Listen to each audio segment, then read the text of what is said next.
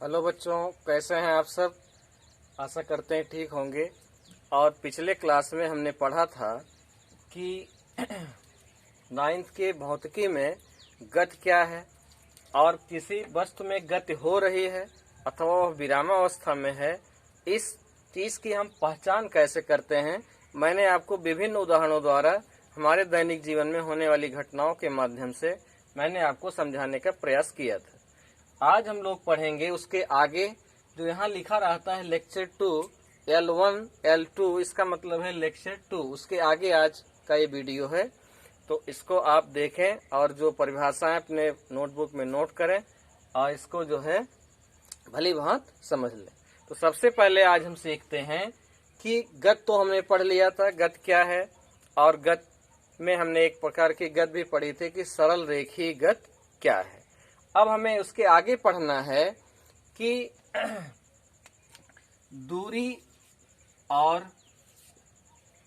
विस्थापन क्या है।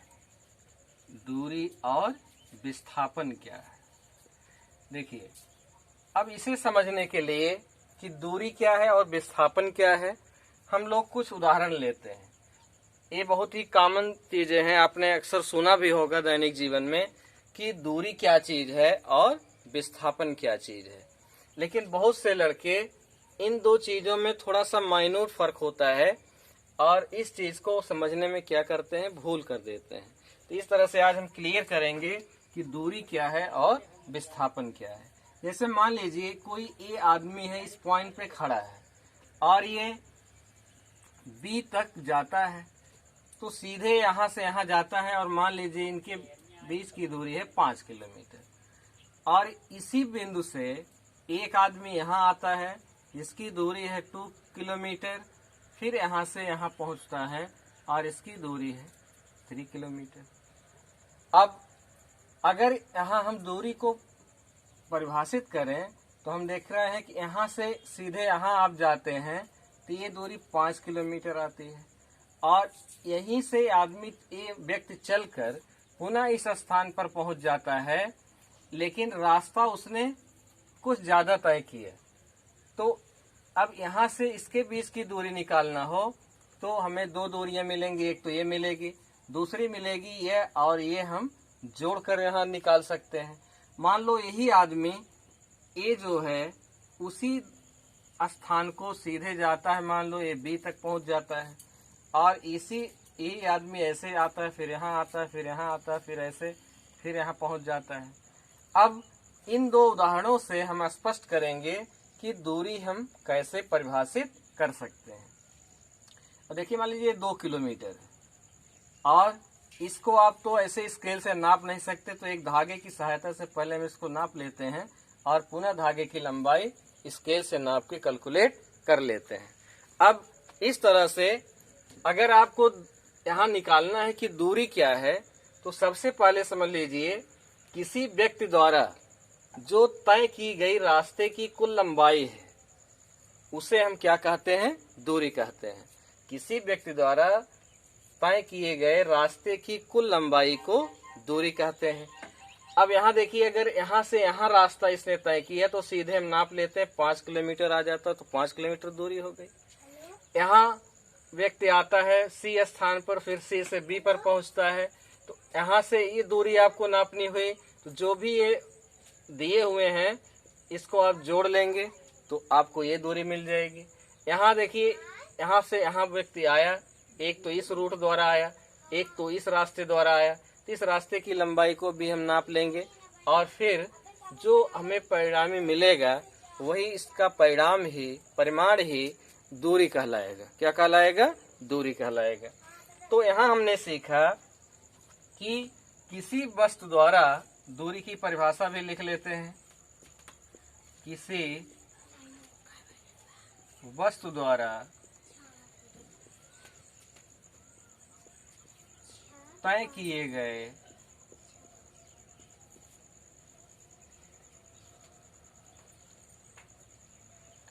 गए रास्ते की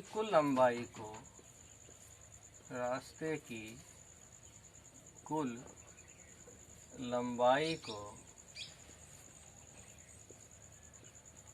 दूरी कहते हैं, दूरी कहते हैं। इसका मात्रक भी देख लीजिए, मात्रक का मतलब होता है इकाई। दूरी को हम किस राशि में व्यक्त करते हैं, तो दूरी जो है इसका मात्रक होता है, छोटा मात्रक है मीटर सेंटीमीटर या बड़ा मात्रक है किलोमीटर। इस तरह से इसके मात्रक को भी हम देख सकते हैं। दूरी ए अदिश राशि है। कैसी राशि है? दूरी जो है कैसी राशि है? अदिश राशि। ये भी आप जान लीजिए। अब इसके बाद आती है बात विस्थापन की। अब हम चर्चा करेंगे, हमको अब पढ़ना है विस्थापन के। इसको मिटा दे रहे हैं तो उसको आप नोट कर लीजिएगा बुक में। अब हम पढ़ेंगे विस्थापन क्या चीज है।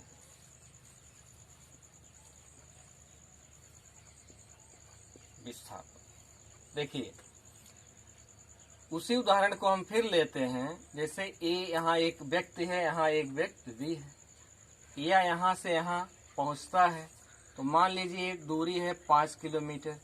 तो ये आप कहेंगे कि इसकी यहाँ से पहुँचने की जो दूरी है, इस रास्ते की लंबाई है 5 किलोमीटर। लेकिन जब व्यक्ति यहाँ से यहाँ आया सी तक तो 2 किलोमीटर था, फिर यहाँ से यहाँ गया तो 3 किलोमीटर था।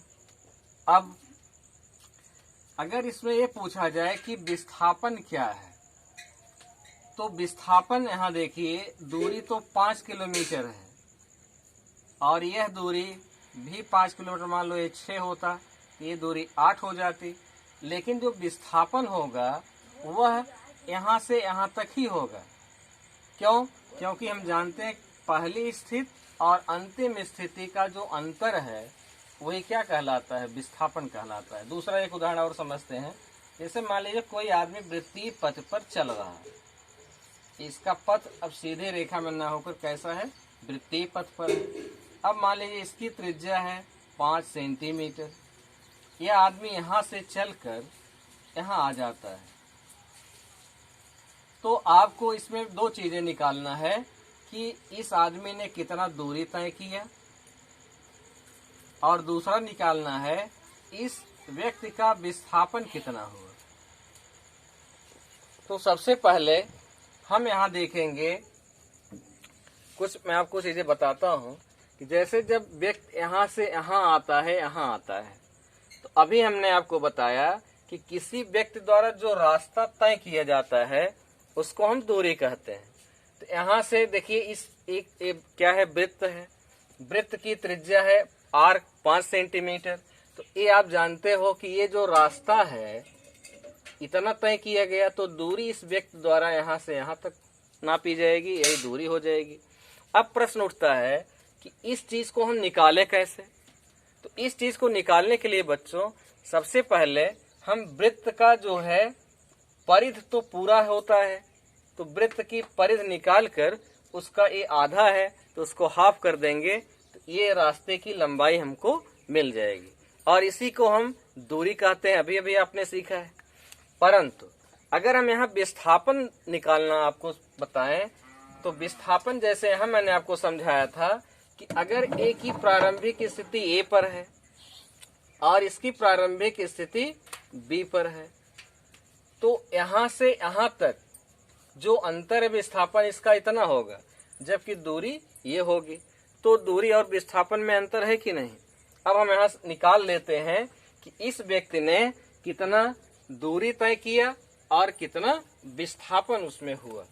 तो यहाँ हम आप देखते निकाल के आपको हम दिखाते हैं कि दूरी और विस्थापन कितना कितना आपको प्राप्त होता है। क्या दोनों एक ही हैं या अलग अलग हैं?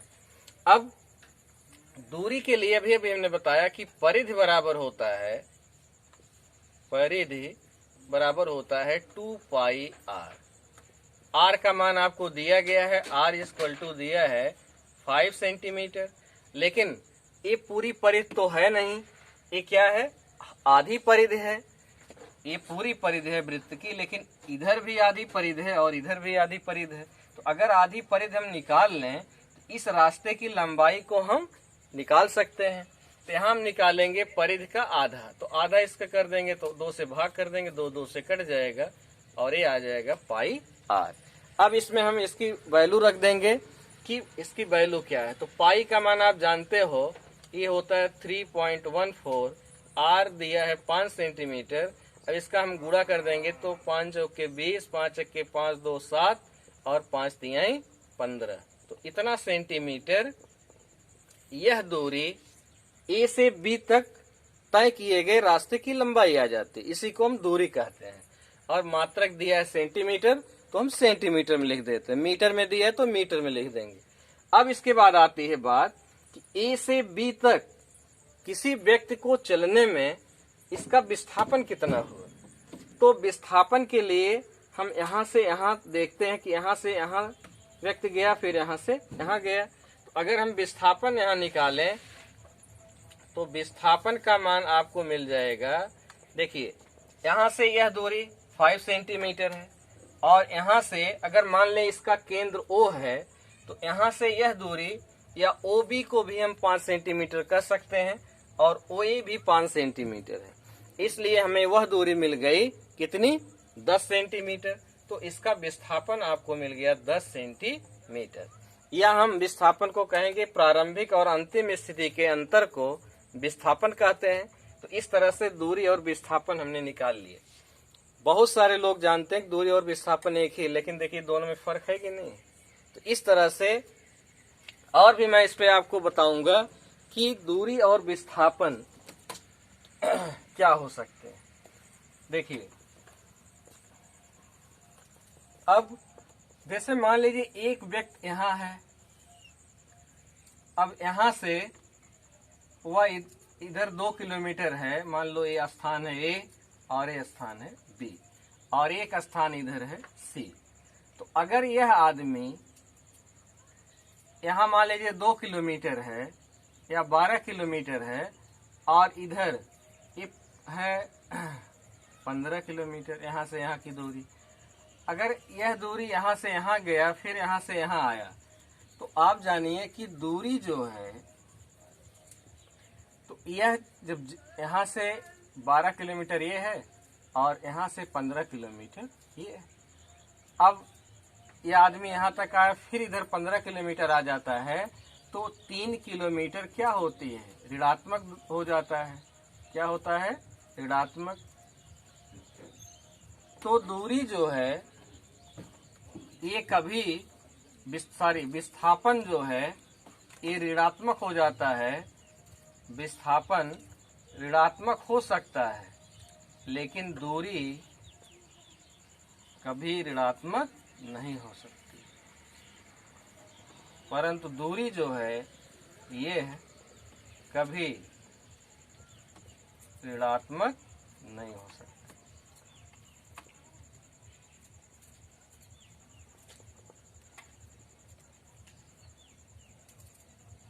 ठीक, तो इस तरह से आप जो है दूरी और विस्थापन में क्या अंतर है, दूरी क्या है और विस्थापन क्या है।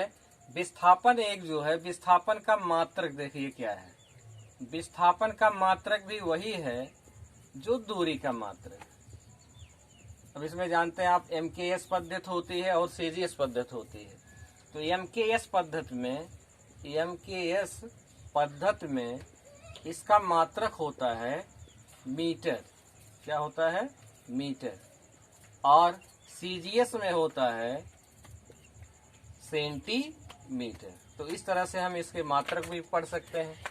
अब दूरी और विस्थापन में ये अंतर है, लेकिन यह कैसी राशि है उसको हमने पढ़ा था कि अदिश राशि है, जबकि विस्थापन जो है ये कैसी राशि है, सदिश राशि। ठीक, तो आज हम लोगों ने पढ़ा कि फिर से एक बार मैं रिवाइंड कर देता हूं ताकि आप लोग समझ सकें कि दूरी और विस्थापन क्या है। दूरी और विस्थापन क्या है। अब इसमें हमने पढ़ा कि दूरी क्या है, विस्थापन क्या है, दूरी का मात्रक क्या है और दूरी को हमने अच्छी तरह समझा। और फिर हमने पढ़ा कि दूरी और विस्थापन में अंतर क्या है। अब हम लोग अगले क्लास में पढ़ेंगे इसके आगे वाले, और जो यहाँ बच्चों लिखा रहता है L2, इसका मतलब इस चैप्टर का वो दूसरा लेक्चर है। अब इसके बाद आपको मिलेगा L3 और फिर हम लोग आगे सीखेंगे। धन्यवाद।